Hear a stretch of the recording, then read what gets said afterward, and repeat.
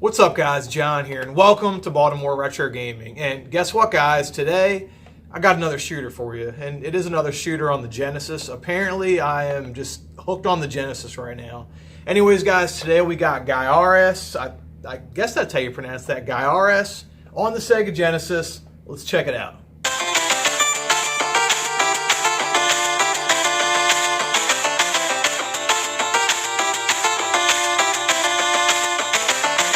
Okay, guys, so this is my copy of Gaiares. Actually, this was cart only when I bought the game, but I mean, that cover art looks great. I actually printed this cover art. Here's the game, and yeah, this game only cost me $5. When I got it, I've actually found 2 copies of this recently, but when I got it, it just came like this, $4.99. I popped it open, I was like, whoa, yeah, I need that game.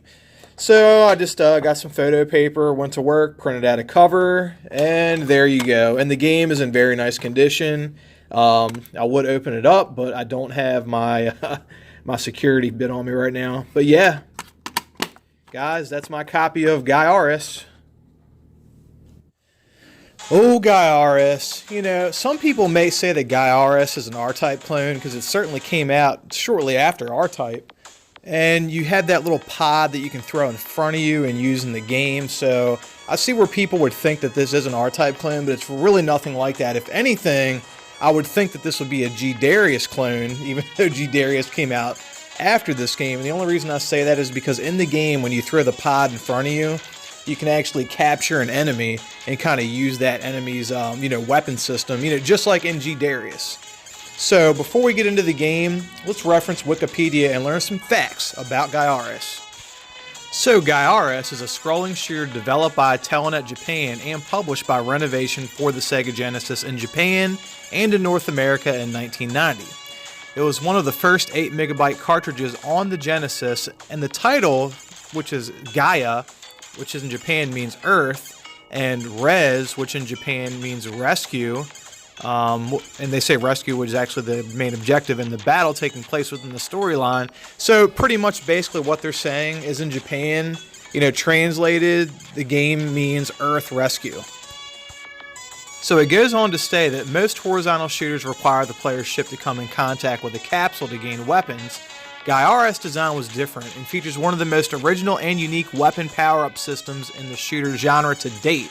The TOZ, or maybe TOZ, I guess a TOZ weapon system device can be fired out like R-Type's Force, except each time it comes in contact with an enemy, it would inherit and learn its weapons. So just like I said earlier, you gain their weapon system. The player can steal the enemy's weapons repeatedly until the weapon's strength is maxed out. There are 18 weapons in total to be captured, and the appearance of each weapon varies depending on the strength meter. So what do I think about Gaiares? Well, one of the first things I noticed is, after the opening screen and, without hitting start, just letting the game play in kind of like demo mode, just like the last video I did, which was Battlemania 2, excellent shooter, you should check that video out. But Gaiares has the same thing where it shows anime cutscenes. Now, for this time in video games, this was like right before, the CD-based technology was really starting to hit heavy. But, SEGA and especially NEC, that did PC Engine and TurboGrafx, a lot of those companies added in a lot of these like anime cutscenes and incorporated, story into their games. And I am just like totally in love with those anime cutscenes, man. Like, I love them. I love them way better than like full motion video, like that old FMV stuff. So this game does incorporate elements of story, through cutscenes, and they actually like move their lips and stuff in the game, which is pretty cool. At least I think they do in this game. But, just like Battlemania 2, yet this is another shooter that has anime cutscenes and adds a bit of story elements to the game. Now, one of the first things I noticed about this game is the difficulty. So this game doesn't hold your hand. This game is hard, so just like most shooters, when I first, throw them in the Genesis or the Super Nintendo or whatever system I'm playing, if I'm able to use a Game Genie with those games, I do so. And for this game, yes, I did use a Game Genie to muscle through the game, and, that helps me learn a lot of the enemy bullet patterns and, different aspects of the game, without, like, repeatedly dying and just going crazy and getting frustrated. But, Yeah, graphics good. The graphics look really pretty. In my opinion, I feel like my sprite on screen is a little small. I like them a little bit bigger. So that's just a little gripe I have about the game. Not a huge one. And the music on this game, like, man, the soundtrack's good. I mean, it's not Glaylancer good, but it's like Battlemania 2 good. It's really good, you know, for like the chip tunes and it's excellent. I love it. Yeah, the music on this game is excellent, and you know the gameplay. You know the D-pad is nice and responsive with this game. I like the the speed at which you can move your ship is excellent. You know, just all around, this game is just like a total package. It's fun. It's hard.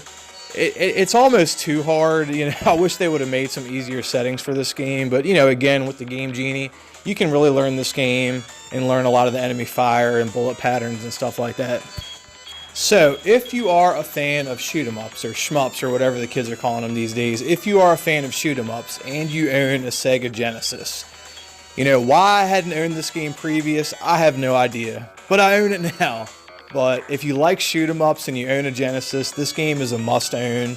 You know, play Gaiares. It's a fun game. You know, you should experience it. Any shoot-em-up lover definitely needs to experience this game. If you don't want to buy a copy of it, if it's too expensive, and this game can get a little pricey, that's why I suggest loose cart. But download a ROM. Download a ROM. You know, throw a ROM on a Retron 5 so you can use your regular old-school Sega Genesis controller. However you want to play this game, I recommend doing so because, guys, if you like shoot-em-ups, and even if you don't, if you're a fan of Sega or a fan of the Genesis, or you got a Genesis, collect and dust in the corner, dust that thing off, buy yourself a copy of Gaiares, because, guys, on the Genesis, it is a must-own. Okay, so, guys, Gaiares, you guys copping or what? You know, do I recommend the game? Yes, I recommend the game. It is a hard game, but it's a really good game. You know, especially if you start out, if you have a Game Genie to kind of help you through the game and learn all the levels and bullet patterns, you'll be fine.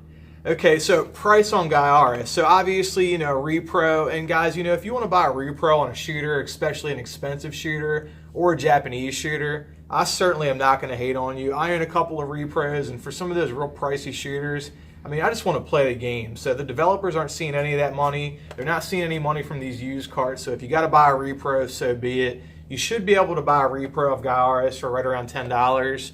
Now, and I recommend a loose cart, you know, if you want something original. So a loose cart, you're probably not going to find it cheap and get lucky. You know, I got lucky on mine. But depending on if you want the Mega Drive version or the Genesis version, and for those of you that don't know, get a Game Genie. Mega Drive games work right on the Genesis. No modding, no nothing. It's kind of like a way of... And you can actually play them on a Genesis without a Game Genie. You just got to like file down a little bit of the plastic on the side so the cartridge will fit in. It's really not that hard. But if you get a loose cart, depending on whether it's a Mega Drive or a Genesis cart, it's probably going to run you anywhere from $35 to $50.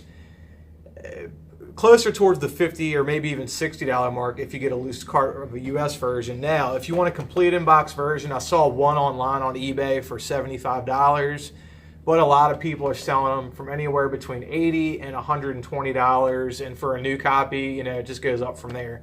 Well, anyways, guys, thanks for watching, and oh, guys, remember, check out my Instagram. If you like any of the crazy shirts that I make, you know, I got a lot of my designs posted on my Instagram.